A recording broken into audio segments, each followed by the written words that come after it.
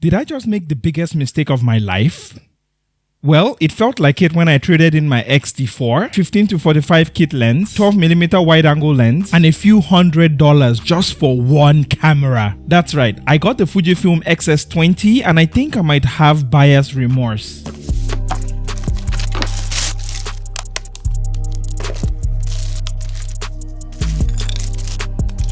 I'm Captain Awesome, this is Geekception, and in this video I'll be giving you my first impressions and first 48 hours with the Fujifilm XS20. And trust me, you don't want to miss this because I'll be telling you not only about the XS20, but as someone who just came from the XT4 as well, I'll be going over some differences that I have noticed immediately, including the one that makes me want to cry and return the XS20. But before we get into that, make sure you hit that like button and subscribe if you enjoy what I do here. It will really help me and it will go a long way. After using my XT4 for 3 years, I decided to trade it in for the XS20 and I am disappointed positively.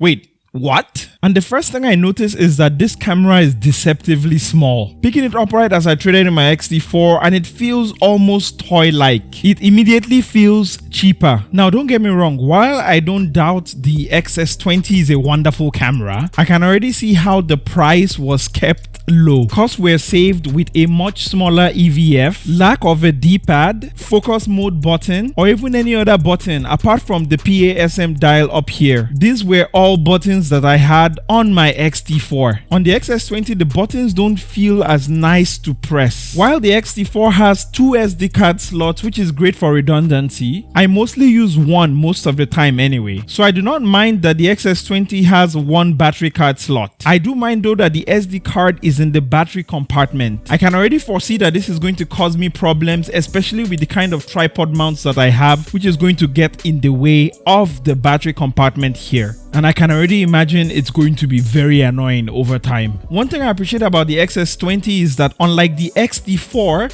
the XS20 has a much bigger grip. It made it so easy for me to hold and I am so confident using this camera. Unlike the XT4 where most of the time I needed to use this half grip cage just to be able to feel confident using this outside. With all being said, I am actually really still excited to use the Fujifilm XS20. And none of what I brought up has been a major deal breaker for me when it comes to the XS20. Due to the price point that the XS20 comes at, I have to temper my expectations. In fact, in the short time that I've had the XS20, I've enjoyed using all the features in this small, capable body. I of course had to make it work for me, so I spent several hours customizing the user interface to compensate for the lack of buttons such as this dial to change my focus modes, swiping up for F-Log View Assist, swiping right for IS mode, and more. Let me know if you want to see a video about how I've customized the XS20 here for the best experience for both photos and the video. Alright, there you have it, the Fujifilm XS20. And sure, there might be a few missing bottles and bells and whistles, but that has not stopped my excitement to create lots of wonderful images and videos with this tiny camera right here. A huge shout out to my friend Steven who lent me his XT4 so I can show you some of the differences. Do you have the Fujifilm XS20 or are you thinking of getting it?